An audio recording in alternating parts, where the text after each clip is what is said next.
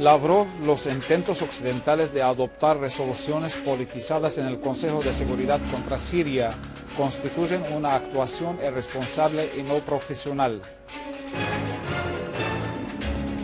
Rouhani, la principal amenaza en la región es el ente sionista que viola todos los tratados internacionales sobre las armas de destrucción masiva y las utiliza para amenazar a los demás. Las fuerzas iraquíes continúan su persecución a los terroristas de Al-Qaeda en las zonas fronterizas con Siria. Buenas noches, amables televidentes. Bienvenidos al boletín informativo del canal Sirio Internacional. El primer ministro sirio Wael Halaki pidió de los ministerios y administraciones públicas tomar las medidas necesarias para orientar y ajustar el gasto corriente e inversionista, y la necesidad de completar los proyectos de gran beneficio económico que se completó el 60% de ellos, sobre todo en los ministerios de Comercio Interior y Protección al Consumidor, la agricultura, la electricidad, el petróleo, el sector sanitario, los molinos y estaciones de embalaje de gas doméstico. Todo esto tuvo lugar durante una reunión del Consejo Supremo de la Planificación Económica y Social para estudiar las bases y directrices de elaborar el presupuesto general del Estado para el año 2014. Al-Halaki reclamó reducir el despilfarro, así como el mantenimiento de las divisas extranjeras y seguir la financiación de las importaciones principales, aludiendo a las medidas y políticas económicas que adoptó el Consejo Monetario y de Préstamo, el Banco Central Sirio y la Comisión Económica, con el fin de estabilizar el precio del cambio de la libra siria. Asimismo, consideró que el asunto del socorrismo es un tema que requiere grandes esfuerzos por el desplazamiento interno por la crisis, asegurando que el gobierno tiene gran interés en el programa de socorro y reconstrucción, donde se elevó el valor de lo que observó el gobierno del presupuesto del año 2013, que llegó a 30.000 millones de libras siria, a 50.000 millones de libras en el presupuesto del año 2014, partiendo de su deber de proporcionar el respaldo y la recompensa a los ciudadanos afectados. El Consejo resolvió inicialmente los proyectos de los presupuestos de los Ministerios de Administración Local, Agricultura y Reforma Agraria, Economía y Comercio Exterior, Comercio Interior y Protección al Consumidor, Industria, Telecomunicaciones y Tecnología, Electricidad, Transporte, los recursos acuáticos, la enseñanza superior, la educación, la salud, la defensa y de los asuntos ambientales.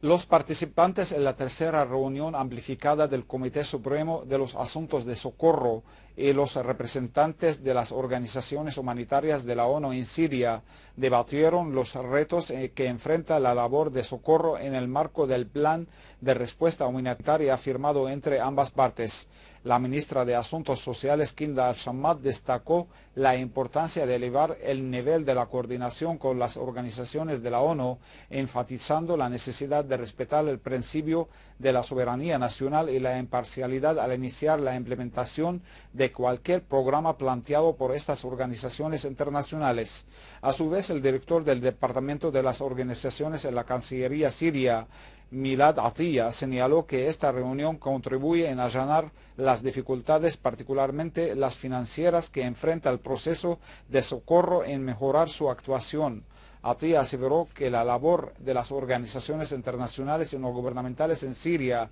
debe ser realizada exclusivamente por el gobierno sirio, que no permitirá que se trabaje desde fuera del territorio sirio, cualesquiera sean las razones o justificaciones. De igual manera, puso de relieve la importancia de que las organizaciones internacionales sigan facilitando informes periódicos a la Cancillería de cada 2 meses sobre lo llevado a cabo por las mismas en el campo de socorro. Por su parte, el coordinador de las actividades de la ONU y el coordinador de los asuntos humanitarios en Siria, Yaqub Al-Hilu, señaló la importancia de unificar los esfuerzos entre todas las partes que trabajan en el ámbito del socorro, siendo organizaciones gubernamentales, internacionales y civiles.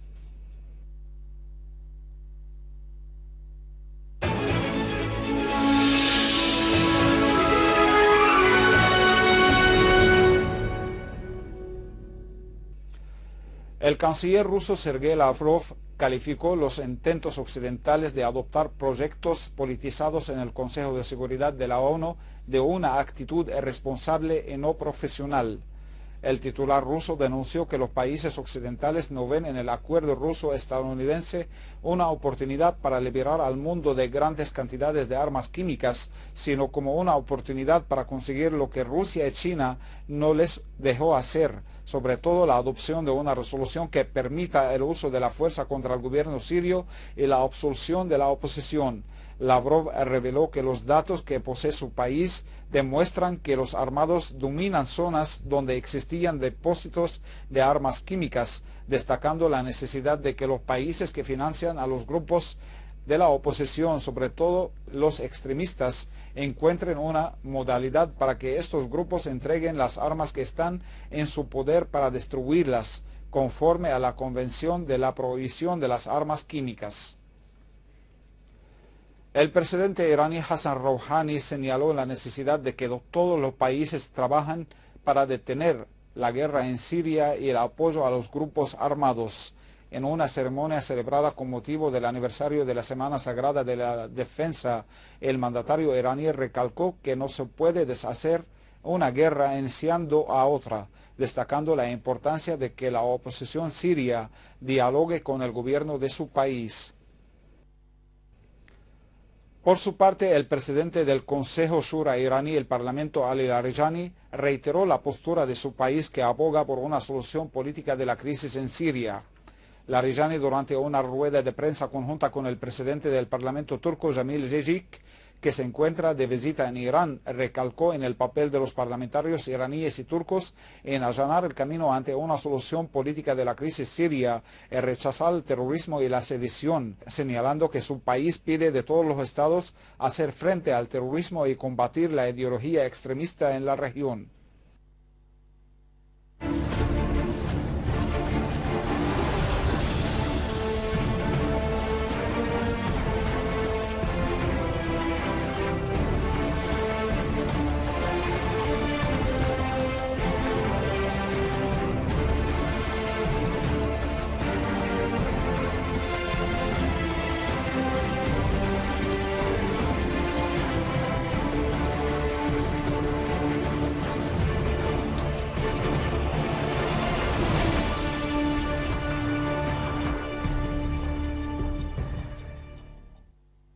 En la provincia de Deir ez-Zor, un destacamento del ejército árabe sirio destruyó un túnel construido por los terroristas en el barrio de Al-Jbeiliya, lo cual abarcaba artefactos explosivos y diferentes tipos de armas y municiones. Una fuente oficial reveló que las Fuerzas Armadas dejaron muertos a todos los terroristas que se encontraban en el referido túnel, mientras que otro destacamento arrasó con numerosos terroristas que se atrincheraban en un edificio en el mismo barrio y les destruyó armas y municiones. Asimismo, agregó que un contingente militar llevó a cabo un operativo contra zulos de terroristas en el barrio de Al-Matar al-Kadim, logrando infligir significativas bajas en sus filas y destruir sus armas.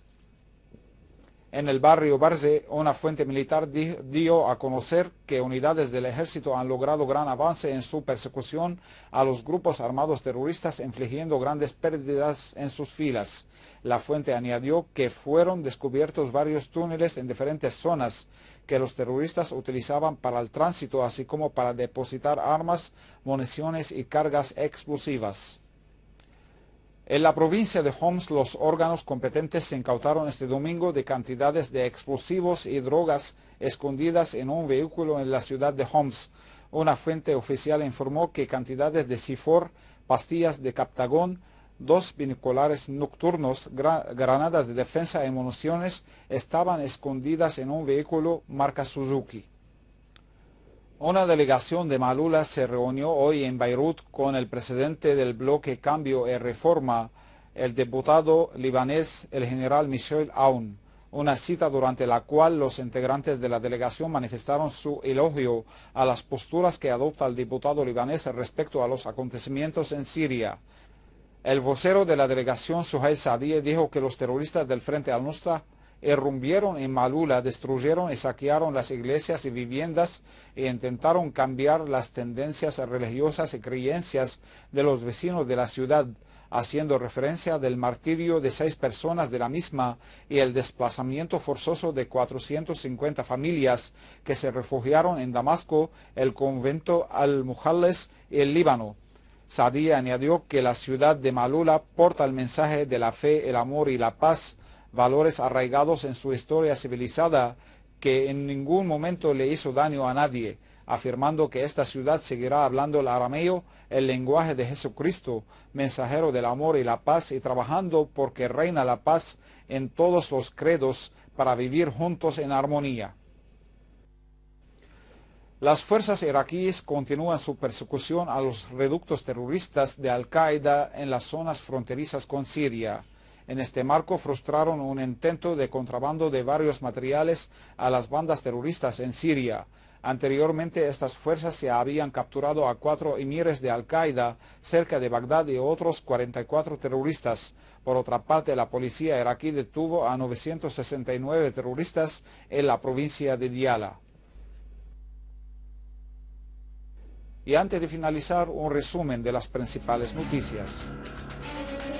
Lavrov: los intentos occidentales de adoptar resoluciones politizadas en el Consejo de Seguridad contra Siria constituyen una actuación irresponsable y no profesional.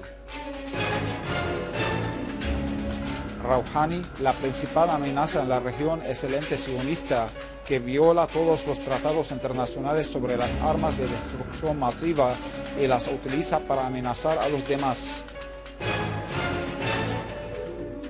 Las fuerzas iraquíes continúan su persecución a los terroristas de Al-Qaeda en las zonas fronterizas con Siria. Estimados televidentes, esto ha sido todo por hoy. Muchas gracias por la atención prestada y hasta mañana.